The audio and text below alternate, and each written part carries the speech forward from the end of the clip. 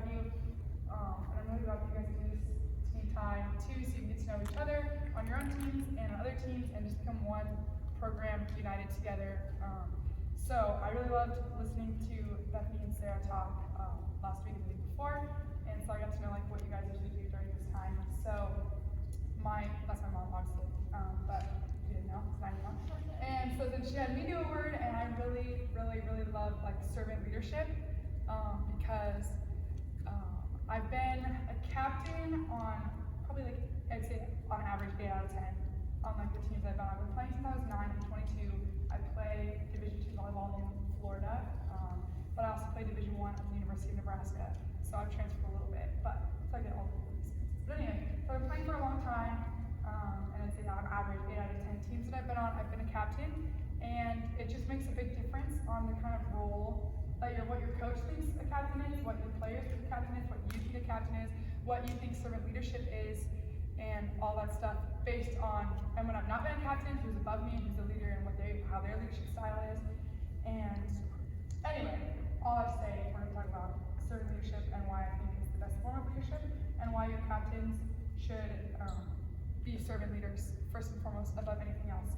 So first of all, in Matthew 20 through 28, it's about the disciples. So Jesus had 12 disciples, and I like to think of the disciples as a team, just like you guys are a team.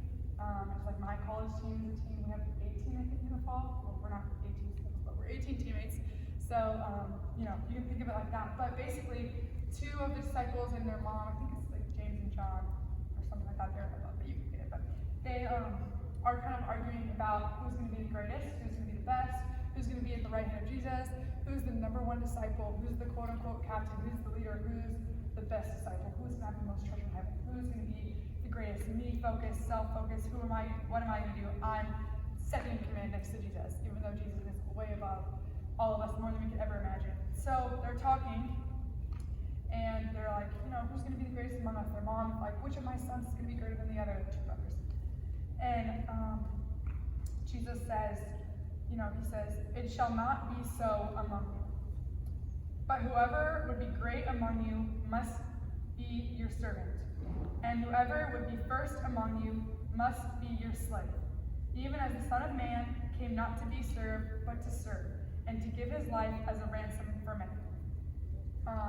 So, these are the guys that are like best friends with Jesus. So they think they're on their high horse, and they think that they're amazing, and they think that they should be #1. And Jesus tells them that whoever wants to be great among you, so you look around each other, whoever wants to be great among all of you, out of all the volleyball players in the world, whoever wants to be great among you would first be your servant. Whoever wants to be first among you must be your slave. Even as the Son of Man is like the greatest of all time. Like, talk about yo, it's Jesus, you know what I'm saying? Like, seriously. And not even he was like, you need to bow down and worship me, I'm the best, I'm the greatest, I'm Jesus, like I made you. He came not to be served. He didn't ask Lindsay, please serve me. I'm Coach Jazz, and you need to serve. It's I'm here to serve you. That's what Jesus said to the disciples. I'm here to serve you. I'm here to put myself last. The Son of Man, the above all kingdom, ruler of heaven and of all creation, put himself last. And we see that in so many different forms in the Bible that you can look and read at. But that's just the first thing that came to mind. And then also in Matthew 19, it's talking about receiving eternal life and glory, and also on earth like crops. And it just says, but many who are first will be last, and the last first. And when you think of worldly or earthly leadership, people want to be captains, or they want to be in charge because they want to have power, they want to have self-focused glory, they want to tell other people what to do, they want to be served, they want to think they're the best, but that's not leadership. That's like the total opposite of leadership. There's a little chart that I can send you guys on the group meets, but it just says that there's a comparison between traditional or worldly leaders and servant leaders and godly leaders. Servant leaders seek leadership as a rank to obtain. They want to be captain for the title. They want to put it on their resume.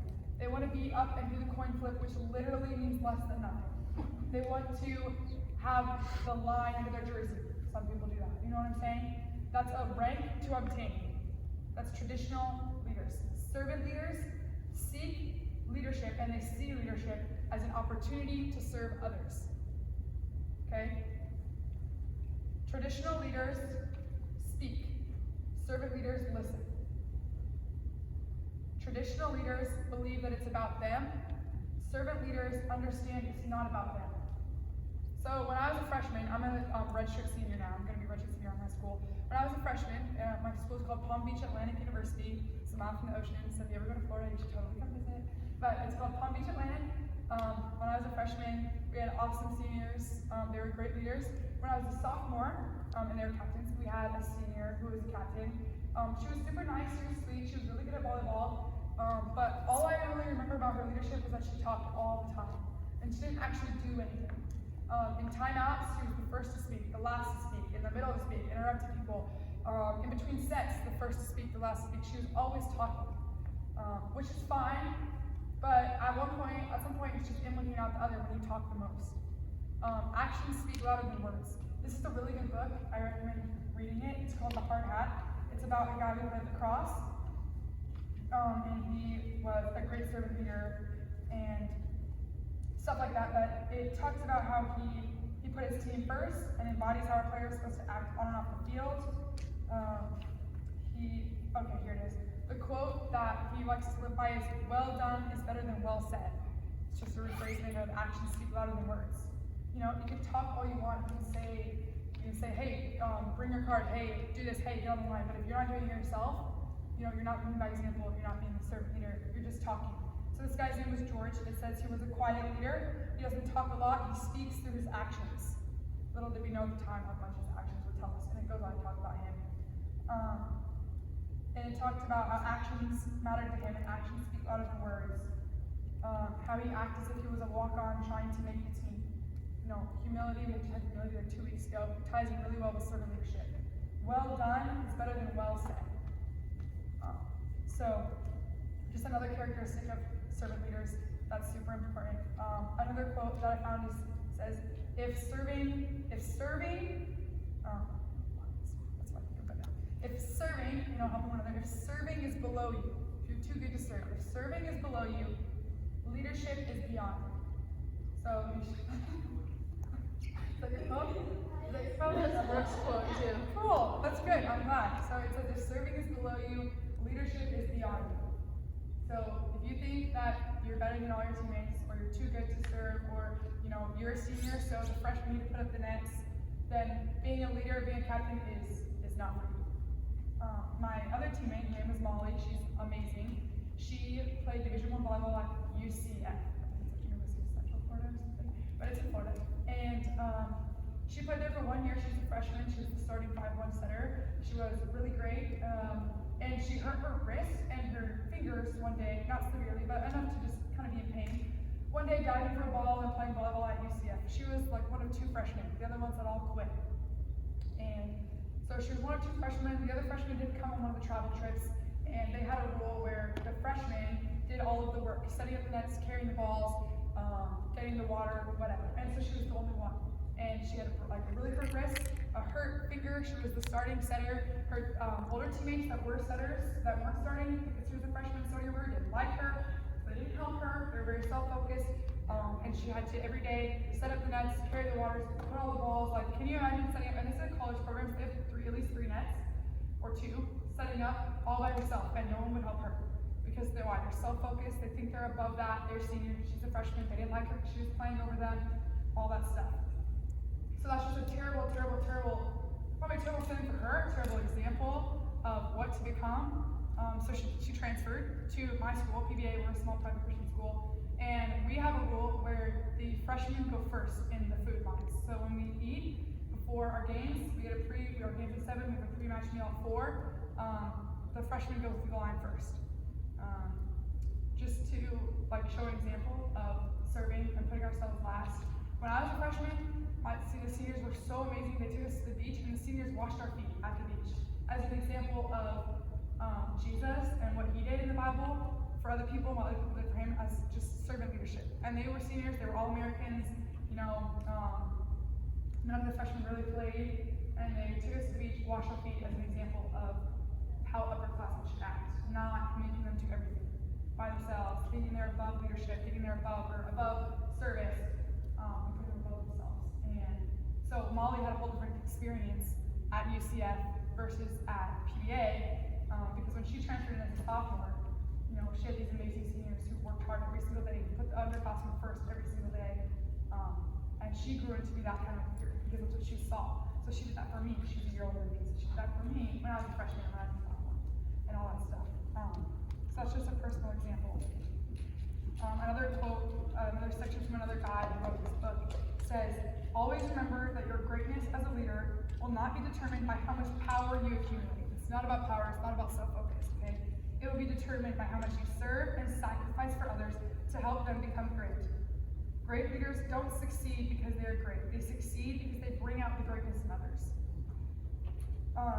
My freshman, sophomore, and junior year, I've been coaching flat. This will be my 5th year because I'm still getting redshirt and all that stuff. It's really hard for me to not focus on myself. I really like attention and glory on the volleyball court, not so much off the court, but on the court of like, I'm the best one, I'm a really good hitter, I'm a really good setter. All this, I want to be an All-American, I want to be All-Conference, all this to me. And so far, I'm not an All-American, not an All-Region, I'm not even All-Conference. I was a captain one year and then not captain the next. So, the Lord takes what we want the most, especially if it's worldly, and He'll put it at the bottom of the list. And I wish so badly that when I was younger and still more of a younger leader, like sophomore, junior, and my second time being a junior, that I was more of a servant leader. I was still super, super self-focused, and I know I was never intentionally, it didn't hurt my teammates, but it wasn't a good example to them. And so now I'm reality check. It's my very last year. I'm so sad. I wish I had 3 more years of PBA instead of just 1. And so I'm doing everything I can to reach out. I have 7 incoming freshmen, and only 4 for the COVID year. Only 4 returning players that have even really worn a PBA jersey on the court, and we have 18 people. So what kind of example am I going to set for them? Am I thinking to myself, well, I've been here the longest. I've been in college since I was 17, and now I'm 22. I've been on this team since I was 17. That's 5 years. You're a freshman out of high school. You don't know anything. You've never worn a PBA jersey. You don't even know where you're going to live. You don't know anything about school. So please go sit up the net, and I'll tell you everything you need to do because I've been here longer. I'm better than you. I'm older than you. I'm a captain. Blah blah blah. That is just so opposite of the way that I need to be thinking. I need to be thinking, I have 7 incoming freshmen. They don't know anything about the program. I need to take them and wash their feet, legitimately or metaphorically, figuratively. Yeah. You know what I'm saying? I need to show them, right? Because there are going to be 7 freshmen. Maybe all 7 will stay. Maybe they won't. But I know they're not going to stay if I treat them the way Molly was treated at UCF, right? And I should be focused on building the program, building them up, leading them towards Jesus. Some of them don't know Jesus. Even though we're a Christian school, not all Christian athletes just come to a Christian school, right? They come to the beach. So I need to show them who Jesus is in me, lead them on and off the court, put myself last, right? Not focus on my own individual accolades, my own individual success, because that's the least important thing in all of volleyball. So I just wanted to share my perspective on what I thought servant leadership and just leadership in general should look like, because actions speak louder than words, and you can't lead your team if you're not doing it yourself.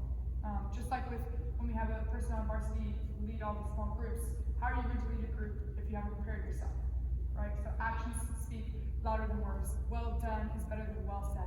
Putting yourself last is more important than putting yourself first, just like Jesus did. And dying to self, that's what dying to self is. Dying to self is so hard. It's hard for me still. It's like an everyday battle, but it's super, super, super important. And so if you want to be a leader and you want to be a captain, you need to realize that it's about the team, and you're at the bottom of the list, and you're serving, and you're doing everything you can. The first one in the gym, the last one out. You're filling up other people's water bottles before yourself, even though you're thirsty, right? It's just natural. It's not a sin to go serve yourself and fill up your water bottle, right? But we're not naturally thinking, what's your name? Gavin's out of water. I'm going to fill his first, right? It's not what we're thinking first. So train yourself to think that first, right? It's not bad to fill up your own water, but it's just because we're all naturally self-focused. And that's just a small example. So I want you to go back into the small groups. You can spread out, and a coach can go to each group, and you should kind of be someone from each team. So just you can, since we're for showing time, go ahead and share your quote with the group that you have. And if coaches, if you want them to share with varsity wants to share with varsity later, JV to share with JV later, you can do that too. But with your going back into your small groups, go around and share the quotes. After you say your quote, what you had, think about the time that a teammate served you and share it with the group. So just think and reflect on a time that maybe someone served you, or maybe someone put themselves last, or someone was a leader in a way that wasn't self-focused, and share that with the group too. And then we're gonna have one person, after you've gone around the group, right, since they were a group, I share my quote, I share an example of when Gavin served me, you share your quote, an example, quote, example, quote, example. Okay, then you're gonna pick one of those, and you come up to me, and we're gonna share it from there. So my example was that back when I was on a sand volleyball team, we would do like tournaments, and you would have just one other partner. So a couple of my friends ended up coming and just being my partner for that. So it was nice. Mine is that Lily offered me some shoes when my shoes completely broke one week. But I ended up using them. But she's like instantly, here, take some of mine. I'm gonna offer them to you, and I thought that was very sweet. Okay, when I first came here, I had no idea how to set up the nets, so Ella came and showed me how. One time, I was in the back row, and Nolan was in the front row, and I go for a ball. I just absolutely just got destroyed on the ground. I'm just standing there, laying there in pain, and Nolan came from the front row up to help me out. I had a hand injury and I lost my serve, and a teammate stayed after practice and helped me got it back. Mine is my mom. I have practices all the time, and she was on the boat with our family and all of her friends, and I had practice, and she got off the boat to come pick me up from practice, and she didn't have to take me to practice or anything, and she's always a servant in that way, taking her time away for me and my siblings. When I did varsity last year at my old school, I had this one senior who was a captain, and she was like always helping everyone. She doesn't sit there watching everybody do the work. She always helps and includes everyone, and makes sure like nobody's like left behind. So always wants everybody to be playing, and she always helps everybody learn everything.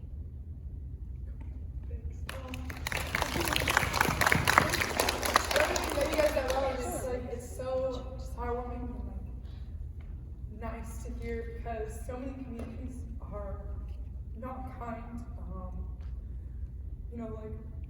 Volleyball's been a really long journey for me, and it's almost over. So I'm just glad to be sharing everything that I wanted to you guys, because it's such a gift. This type of community in my school is such a gift. So I just want you guys to know how blessed you are to have examples like these, staff, coaches that you do, to have teammates and parents that love you and help you, because it's really, really, really special. So thank you guys for sharing. Before we just go ahead and get with your actual physical team, and just encourage each other, share with each other, and then pray. And then if your coaches have anything else to do, that's fine. But go ahead and get with your team and pray with your team, and then that's it.